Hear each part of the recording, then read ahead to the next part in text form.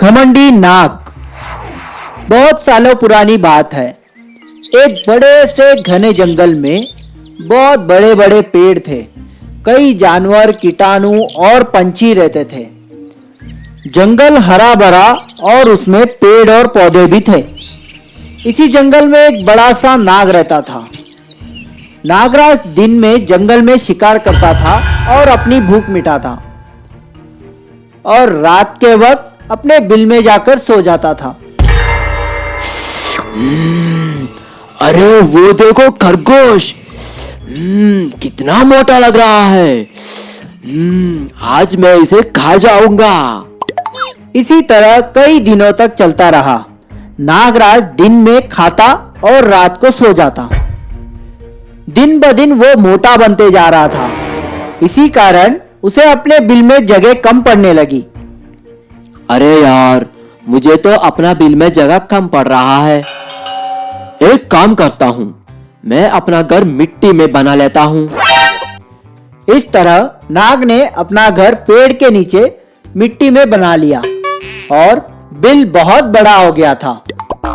रोज की तरह नाग आराम से खाता और उसके बिल में जाकर सो जाता।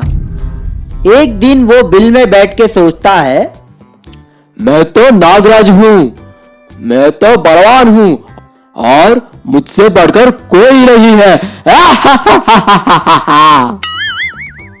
एक दिन नाग अपना भोजन करके बिल में सो रहा था। तभी बहुत सारी चींटियां अपना बसेरा रखने लगी और अपने घर में नाग ने जब चींटियों को देखा तो उसे बड़ा गुस्सा आया और बोला, अरे छोटी चींटियों, ये मेरा घर है, तुम चले जाओ यहाँ से, ये मेरी आज्ञा है। हे नाग महाराज, हम तो अपना अपना काम कर रहे हैं, अपने ही घर में है, आपको इससे कोई दिक्कत ना होगी।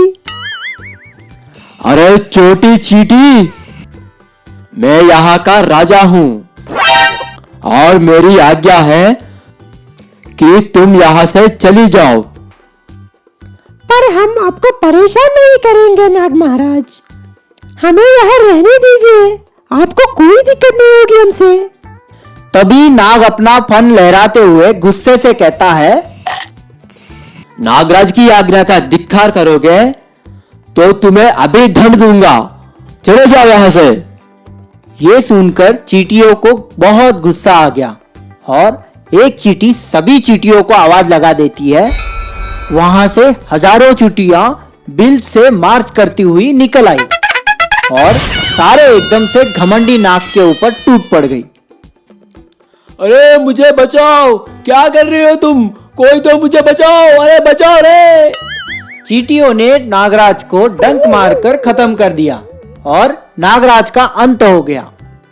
छोटी चींटियां सब मिल गई तो उनकी शक्ति भी बढ़ गई और बड़ा नाग भी उनके सामने टिक ना पाया। जब चारों ओर से चींटियां प्रहार करने लगी तो नाग अपने आप को बचा नहीं पाया और उसकी शक्ति और घमंड दोनों का अंत हो गया। इस कहानी से हमें यह सीख मिलता है, हमें हमेशा मिलजुल कर काम करना चाहिए और शक्ति को बढ़ाना चाहिए, क्योंकि एकता में ही बहुत ज्यादा बल होता है। ऐसी ही मजेदार कहानियाँ सुनने के लिए हमारा चैनल सब्सक्राइब कीजिए और बेल आइकन दबाना मत भूलिए।